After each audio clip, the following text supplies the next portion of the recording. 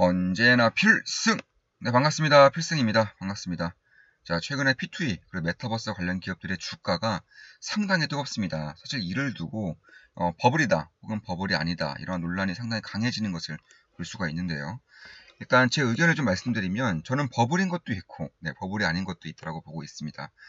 대표적으로 버블인 쪽은 아무래도 실체가 없다거나 혹은 NFT 관련된 게임들, P2E 관련된 게임들이 여전히 2년 뒤, 3년 뒤에 출시가 될 수 있음에도 불구하고 그런 가치들을 미리 땡겨서 오는 것들, 대부분의 중소형 게임 기업들이 저는 버블의 영역에 왔다라고 보고 있고, 다만 버블이 아닌 쪽은 대표적으로 저는 여전히 거래소라고 말씀을 드리고 싶어요. 일단 저는 예전에도 한 달쯤 됐나요? 보시면 자, 2021년 11월 11일, 정확히 올해 페페로 데이 때, 두나무, 빗성코리아, 숨겨진 NFT, 신수혜 기업, 비상장 주식 투자 매우 쉽다라고 이제 말씀을 드리면서 분석을 좀 해드렸습니다. 사실 이 당시에 대비해서 한 50% 이상, 빗성코리아 같은 경우는 한 50% 이상 상승을 하고 있는 것 같아요. 저 같은 경우도 한 달 전에 처음으로 투자를 했고, 이제 최근에 이제 추가 매수까지 진행을 하면서 여전히 빗성코리아, 두나무 같은 경우는 신고가 근방에서 여전히 가고 있고요. 빗성코리아 같은 경우는 신고가를 오늘도 돌파를 해버렸습니다. 그만큼 수익률이 현재 50% 이상 나고 있는 상황인데, 저는 그럼에도 여전히 거래소, 특히나 이 빗성코리아라든가 업비트 같은 경우는 고평가 영역에 들어서지 않았다라고 저는 말씀을 드리고 싶습니다. 물론 제 모든 영상은 매도, 추천 리딩 절대 아닌 거 다들 알고 계시죠? 예, 참고하시면 되겠습니다. 자, 일단 제가 11월 11일에 영상을 찍어드릴 때까지만 하더라도 빗썸의 PER, 빗썸 코리아의 PER이 1.5배밖에 안 됐어요. 네, 올해 상반기 기준으로 봤을 때 1.5배, 한 1.23배밖에 안 됐었습니다. 그때는 정말로 저평가라고 생각했었고, 그 당시에 수익을 보고 있었음에도 자신 있게 좀 저평가다 말씀을 드렸던 것이고, 지금으로서는 대략 한 2.7배 정도 되는 것 같습니다. 상당히 많이 주가가 올랐죠.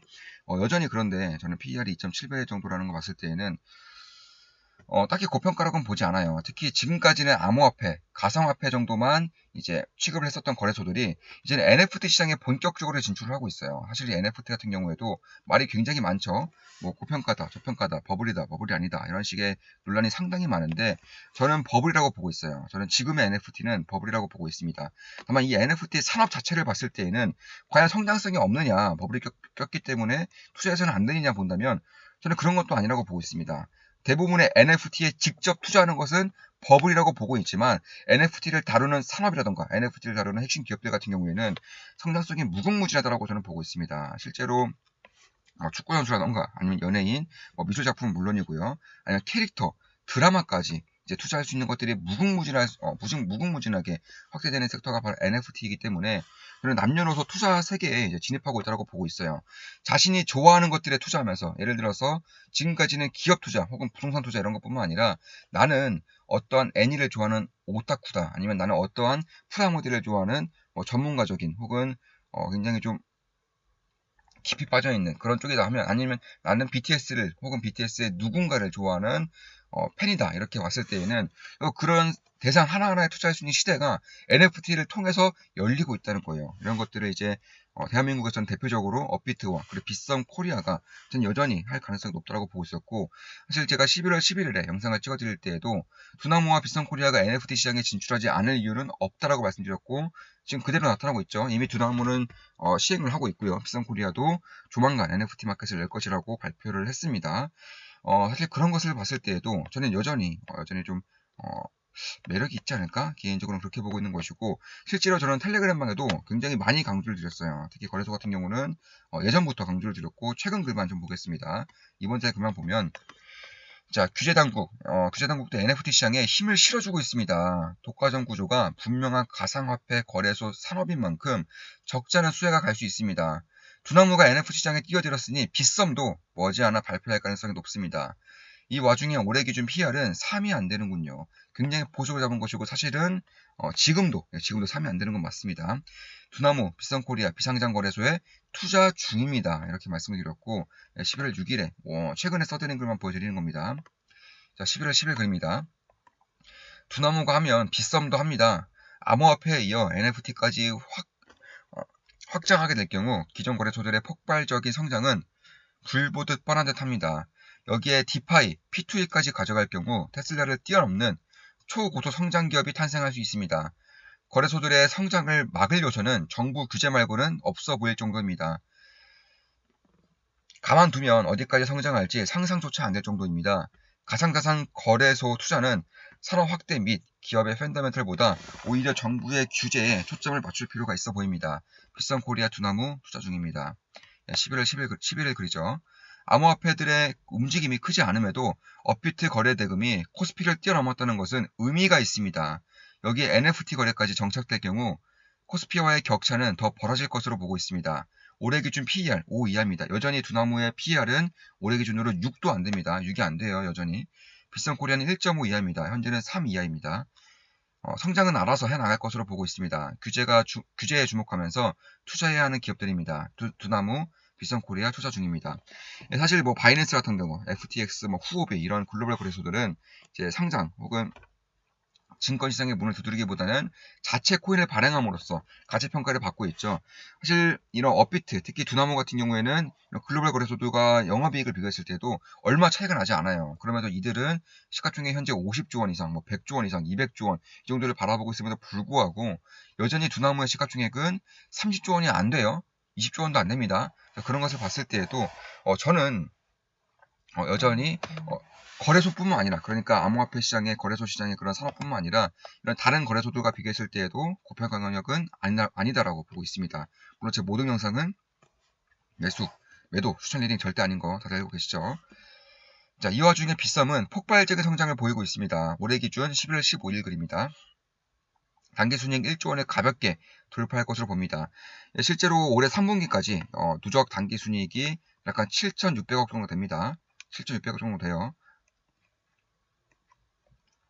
시가총액이 3조 원이 안 되죠. 자, 전기차, 신재생에너지, AI, 양자 컴퓨터 등 대부분의 신산업은 정부의 지원이 없으면 안 됩니다. 반대로 가상자산 거래소는 정부가 규제하지 않으면 안 될 정도의 가파른 성장을 보이고 있습니다. 어마어마한 성장세입니다. 참고로 비썸코리아의 현재 시가총액은 약 1.5조 원입니다. 11월 17일 글입니다. 지속적으로 제가 강조를 드렸죠. 일리가 있다고는 판단하나 지금의 버블에 용인할 만큼 시장은 따뜻하지 않기에 여전히 저는 머지않아 NFT에 투자하는 대부분의 투자자들이 쉴 수 없는 상처를 입을 것이라고 생각합니다. NFT에 직접적으로 투자하는 경우가 이렇다는 겁니다. 오늘 밤 각자 시장이 어디로 향할지 깊이 생각해 보시기 바랍니다. 답은 없기에 과정 하나하나가 훌륭한 투자자로 이끄는 디딤발이 되어줄 것입니다. 관련하여 핵심 투자 자산은 역시 거래소인 듯합니다. 가상자산만을 취급함에도 압도적인 성장세를 보이는 와중에 NFT로의 진출을 활발히 하고 있으니 말입니다. 마침 코인베이스, 바이낸스, 두나무, 비썸코리아 등의 핵심 거래소들이 NFT로의 진출을 천명하고 있군요. NFT에 직접 투자하기가 꺼려진다면 거래소가 훌륭한 대안이 될 수 있을 듯합니다. 비썸코리아, 두나무 투자 중입니다. 11월 19일입니다. 쉬지 않고 말씀드리고 있습니다. 텔레그램방에서. 급등하기 전에 쉬지 않고 말씀을 드리고 있었죠. 자, 비썸코리아의 호가가 크게 뛰었습니다. 이 당시부터 급등을 시작했던 것 같습니다. 10%가량 급등할 것으로 봅니다. 실제로 20% 이상 급등했습니다. 호실적 및 NFT 등의 사업 확장 소식이 알려지면서 점차 투자자들의 관심을 받고 있는 듯합니다. 두나무 역시 계속해서 신고가를 경신하고 있습니다. 가상자산 핵심 거래소들의 가치가 갈수록 커지고 있습니다. 가상자산을 좋게 보는 경우 장기적으로 관심을 가져야 할 섹터라고 생각합니다. 비썸코리아, 두나무 투자를 하고 있습니다. 이렇게까지 말씀을 드렸습니다. 실제로 이런 식으로 끊임없이 우리 조그마한 기분나게 텔레그램방에 강조를 드리는 산업이고 기업들이고 사실 제가 핵심적으로 강조를 드리는 것들이 몇 가지 섹터 혹은 몇 가지 기업들이 있어요. 이런 것들을 꾸준히 말씀드리고 있는 것은 맞습니다. 자, 그리고 이제 제가 그럼 지금 많이 올랐습니다. 현재 가파르게 한 50% 이상 급등을 했는데 지금은 많이 급등했기 때문에 좀 거래소 관심을 끌어야 되느냐 이렇게 좀 의구심이 들 수도 있을 것 같습니다. 저는 여전히 좀 관심을 가져야 될 거라고 보고 있어요. 실제로 암호화폐 거래소 같은 경우는 현재 좀 코가 좀 많이 막혀서 발음이 좀 안 된다는 점 이해 부탁드리겠습니다. 죄송합니다. 자, 암호화폐 거래소 같은 경우는 이제 중앙화 그리고 탈중앙화 거래소로 나뉘는데 일단 미국 정부에서 그렇고 SEC도 그렇고 이 테더 그러니까 스테이블 코인을 예의주시하고 있어요. 저는 그래서 이쪽에 대해서는 사실 뭐 USDC라던가 혹은 이번에 페이스북 DM에서 내보이는 그런 스테이블 말고는 딱히 주목을 하고 있지는 않아요. 다만 문제는 더 나아가서 디파이, 그러니까 탈중앙 거래소로의 그런 규제를 점차 가능성이 높아지고 있다는 거예요. 실제로 SEC의 이제 인사들의 발언이라던가 혹은 영향력이 있는 그런 인사들의 발언을 보면 워런 버핏, 레이 달리오도 마찬가지고요. 이쪽에 대한 규제가 필요할 수밖에 없다라고 좀 말을 하고 있고, 저 역시는 어느 정도는 동의를 하는 바예요. 저도 이제 암호화폐 투자를 하고 있고 디파이를 하고 있고 탈중앙 거래소를 이용하고 있음에도 여기에 대한 규제가 저는 1년 내에는 발생할 가능성이 높다라고 보고 있습니다. 다만 중앙 거래소, 예를 들어서 대표적으로 코인베이스, 대한민국의 뭐 두나무, 비선코리아 이런 것들이 있는 것인데, 여기는 이미 허가를 받고 진행이 되고 있는 것이기 때문에 특히나 암호화폐 자체를 무너뜨릴 수 없다라고 판단한다면 이런 탈중앙 거래소, 그러니까 통제가 안 되는 거래소보다는 중앙화 거래소를 훨씬 더 이제 밀어준다거나 혹은 탈중앙 거래소를 훨씬 더 강하게 규제함으로써 상대적으로 중앙화 거래소가 조금 더 돋보일 수 있을 가능성도 저는 배제해서는 안 된다라고 보고 있습니다. 그뿐만이 아니라 사실 뭐 미국은 이제 어느 정도 기업들이 이제 선제적으로 뭐 진출을 하고 있죠. 뭐 아마존이라던가 애플, 테슬라는 이미 상당수의 비트코인을 가지고 있죠. 뭐 메타, 뭐 페이팔, 뭐 비자 이런 기업들이 이제 암호화폐로의 진출을 천명을 하고 있습니다. 사실 뭐 미국은 말할 것도 없고 그 외에 뭐 엘살바도라던가 혹 쿠바 같은 경우도 비트코인을 정식 화폐, 그러니까 결제 수단으로 인정을 해버렸어요. 특히 엘살바도르는 이제 워낙에 이제 인플레이션이 큰 국가이고 쿠바도 마찬가지였습니다. 이런 것들에 해지를 하기 위해서 이제 비트코인을 이제 자국의 통화로 인정을 하고 있는 것이고, 그뿐만이 아니에요. 브라질 같은 경우로 비트코인을 이제 화폐처럼 활용하게 될 수 있을 것이라고 이미 어, 하원 의원에서, 그러니까 하원에서 이제 말이 나오고 있습니다. 따라서 그런 것을 봤을 때에도 저는 암호화폐 생태계 자체를 아무리 규제를 강하게 한다 한들 없앨 수는 없을 거라고 보고 있습니다. 특히 4차 산업혁명기의 핵심이 될 수 있는 메타버스에서도 이런 탈중앙화된 화폐들이 꽤나 큰 역할을 할 수 있을 것이라고 저는 보고 있기 때문에 이런 것들을 없애기보다는 규제를 통해서 탈중앙화된 것들을 위주로 좀 통제를 할 가능성이 높은 것이고, 그 반면에 중앙화된 거래소들, 그러니까 탈중앙화가 되지 않은 거래소들에 대해서는 오히려 규제를 좀 푼다거나 뭐 탈중앙 거래소들을 규제를 함으로써 반대급부로 이익을 볼 수 있는, 그러니까 어느 정도의 그런 모멘텀이 나타날 수 있을 것이라고 저는 보고 있습니다. 실제로 지금도 이제 암호화폐만을 취급하고 있음에도 빗썸 같은 경우, 두나무 같은 경우는 작년 대비해서 9배가량, 9배가량의 실적이 폭등을 하고 있어요. 그래서 그런 것을 봤을 때에도 특히 최근에 빗썸 코리아의 실적 성장이 어마무시합니다. 위믹스를 필두로 해서 아무래도 업비트에 상장되어 있지 않은 코인들이 워낙에 상승세가 크다 보니까 빗썸에 어느 정도 몰리고 있는 것도 영향이 있을 거라고 보고 있습니다. 따라서 지금부터는 이러한 거래소 자체의 UI 혹은 사용성뿐만 아니라 이런 상장되는 코인들의 가치도 저는 같이 봐야 된다고 보고 있어요. 이런 것들의 가상 거래소에 미치는 영향이 점차 커질 것이라고 보고 있습니다. 특히 빗썸 같은 경우는 가장 큰 리스크가 아무래도 허가였죠. 허가가 좀 낮습니다.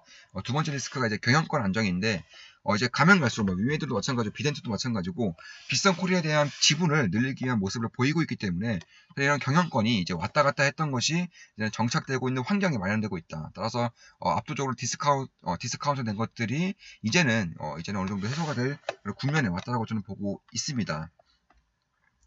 두나무 같은 경우는 예전부터 말씀드렸지만 이미 뭐 YG라던가 JYP, 하이브 이런 이제 걸출한 기업들과의 NFT 사업도 이제 진출을 하고 있는 상황인 것이고, 이미 네이버 카카오를 합친 것보다 영업이익이 많이 나오고 있어요. 그럼에도 시가총액은 네이버 카카오의 2분의 1 정도밖에 안 됩니다. 2분의 1도 안 됩니다. 그래서 그런 것을 봤을 때는 저는 꾸준히 좀 관심을 가질 때가 가져야 된다. 물론 많이 올랐지만 저 역시나 추가 매수까지 진행을 하면서 수익률이 많이 낮아졌음에도 여전히 수익률이 50% 정도 됩니다. 50% 넘어요.